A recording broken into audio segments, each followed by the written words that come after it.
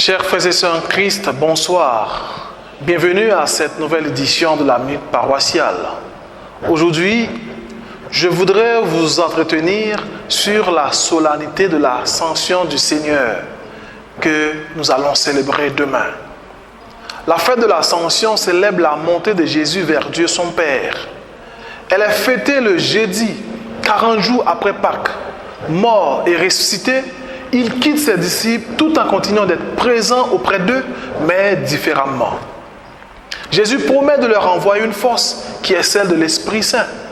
La fête de l'Ascension, célébrant l'entrée du Christ dans la gloire de Dieu, est une des principales fêtes chrétiennes qui s'inscrit dans le prolongement de Pâques et annonce la Pentecôte du jour plus tard.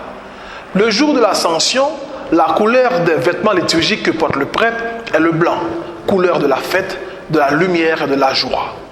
L'Ascension est relatée par l'évangile de Marc au chapitre 16, verset 19, dans l'évangile de Luc au chapitre 24, au verset 51, et le livre des Actes des Apôtres au chapitre 1er, au verset 6 à 11. Le livre des Actes des Apôtres rapporte que 40 jours après Pâques, Jésus apparaît une dernière fois à ses disciples et annonce « Vous allez recevoir une force, celle de l'Esprit Saint qui viendra sur vous.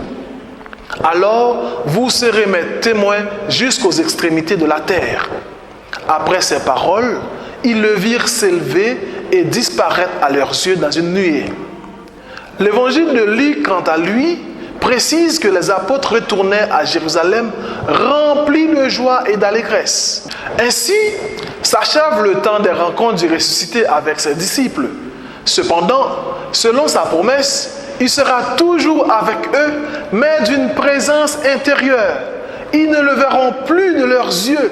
Le Christ n'est plus visible, mais il n'abandonne pas ses disciples. Jésus leur promet la venue de l'Esprit Saint à la Pentecôte. Quoique le Christ ressuscité est entré dans la gloire, est un acte de foi. L'ascension est source de liberté. Loin de s'imposer aux hommes, Jésus les laisse libres de croire et donc d'aimer véritablement. Jésus ne cesse de nous inviter à le suivre.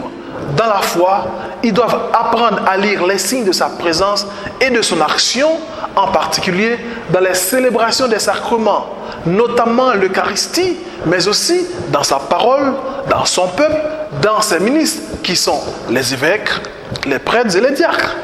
L'ascension du Christ est aussi un appel à un engagement plus grand dans le monde pour apporter la bonne nouvelle à toutes les nations.